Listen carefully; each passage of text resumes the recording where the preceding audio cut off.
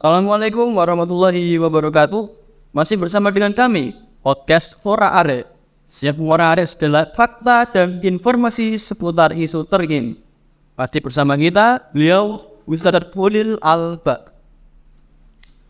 Apa kabar? Alhamdulillah masih bisa bernapas dengan baik. Alhamdulillah. Monggo benar. Oke, disketsakan. Jadi guys, pembahasan kita kali ini adalah dengan tema Merdeka Belajar, Merdeka Mengajar. Dan khusus kita kali ini adalah kurikulum merdeka yang dicetuskan oleh Pak Nadiem Makarim, Menteri Abad ini. Ini itu Pak, isi semacam buat saya. Seputar pendidikan itu gak ada habisnya. Ya. Dan Benar. di situ. Oke. Saya ingin tanya ya pada sampean, Anda gambaran. Anda sebagai seorang pionir PDI, seorang yang punya posisi dan dianggap manusia, bagaimana pandangan sampean mengenai hal tersebut? Kok ada kurikulum terbaru itu bagaimana? Ya, jadi istilah tadi ada istilah merdeka belajar dan istilah merdeka mengajar. Ini kita bahas dua hal yang melibatkan dua unsur juga. Yang pertama unsur yang berkaitan dengan siswa, yaitu belajar ya. Kemudian yang kedua unsur mengajar. Ini adalah mengapa ada istilah merdeka? Jadi gambaran besar mengenai kurikulum merdeka atau merdeka belajar dan merdeka mengajar ini adalah sebuah formulasi yang memang dikeluarkan oleh menteri saat ini. Menteri apa? Menteri Pendidikan, yaitu Pak Nadiem Makarim. Cuman kalau kita lihat memang pertama beliau tidak mempunyai latar belakang tentang kependidikan. Karena kita tahu saat ini beliau adalah bos Gojek, ya orientasinya mesti ke finansial, ekonomi dan lain-lain. Akan tetapi maksud dari Pak Jokowi untuk mengangkat Pak Nadiem sebagai menteri bukan karena finansial, akan tetapi ide, gagasan beliau untuk memajukan dan memodernkan pendidikan saat ini. Jadi seperti itu. Baik Pak, tadi saya dengar namanya itu unik ya, kurikulum merdeka. Merdeka kan kita sudah merdeka dari yang lalu kan? Iya. Proklamasi lah ya. Itu 10 tahun kan. Ini kok ada nama merdeka bangkit lagi? Apakah akan ada proklamasi kedua atau gimana Pak? Oke, jadi istilah merdeka di sini memang tidak dapat kita mukhalafahkan kalau istilah sebagainya seperti itu. Artinya kita sekarang ada istilah merdeka belajar atau merdeka mengajar. Bukan berarti saat ini kita dijajah ataupun terjajah, akan tapi di sini adalah untuk memberikan kebebasan kepada guru maupun murid untuk memberikan potensi untuk mengoptimalkan bakat yang ada.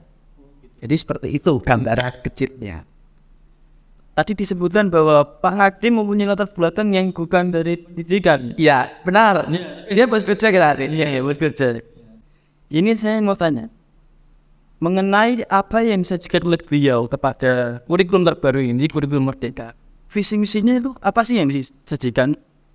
Oke, jadi yang pertama mengenai apakah menjadi permasalahan orang yang tidak punya latar belakang pendidikan, kemudian menjadi posisi utama dalam kepemerintahan untuk untuk menyelesaikan masalah pendidikan. Seperti Pak Nadiem ini kita tahu dia bukan orang ahli pendidikan. Untuk menjawab persoalan ini yang pertama kita gunakan pendapatnya Prof. Made Widarta dalam buku Landasan Kependidikan. Beliau mengatakan kalau menteri ataupun orang yang mempunyai jabatan strategis, ketua ataupun pimpinan, nggak harus mempunyai latar belakang seperti itu. Akan tetapi utamanya adalah bagaimana gagasan yang diberikan oleh beliau untuk memajukan pendidikan ini. Akan tetapi yang menjadi permasalahan dan menjadi perhatiannya adalah misalkan ketuanya, menterinya bukan orang berpendidikan dalam arti background pendidikan. Beliau pinter, cuman bukan dari latar belakang pendidikan. Yang penting dalam departemennya orangnya harus tetap orang yang mempunyai latar belakang dunia pendidikan. Jadi bukan berarti Pak Nadiem nggak berpendidikan artinya dalam tanda kutip tidak pintar. Beliau sangat cerdas. Kemudian visi misinya adalah untuk jadi Indonesia sudah mempunyai filsafat pendidikan sendiri. Di antaranya untuk memajukan karakter dan generasi bangsa ke depan ada istilah profil pemuda Pancasila. Jadi profil ke depan. Jadi profil pelajar Pancasila ini menjadi proyek besar dalam dunia pendidikan di Indonesia. Itu ya. Tapi saya ingin bahas serius dengan Anda. Oke. Aku malah dia, yang gimana? Gini, Pak. Iya. Ada sebuah saya tadi cek, saya coba searching Ya. mengenai kurikulum Merdeka. Ada yang namanya profil Pemuda Pancasila. Iya. Profil pelajar Pancasila ya. Iya benar ya benar itu. Profil pelajar Pancasila. Bukan pemuda Pancasila ya Anda. saya ingin bertanya, Iya. apakah antara pelajar Pancasila dan Oke ya oke. Jadi untuk masalah apakah ada kesamaan, apakah ada kaitan antara pemuda Pancasila dan profil pelajar Pancasila? Iya. Kalau dalam segi karakter bahasanya hampir mirip. Cuman dari segi analisis historis ya nggak ada kaitannya. Kita tahu kalau pemuda Pancasila ini merupakan salah satu dampak gejolak politik pada zaman Orde.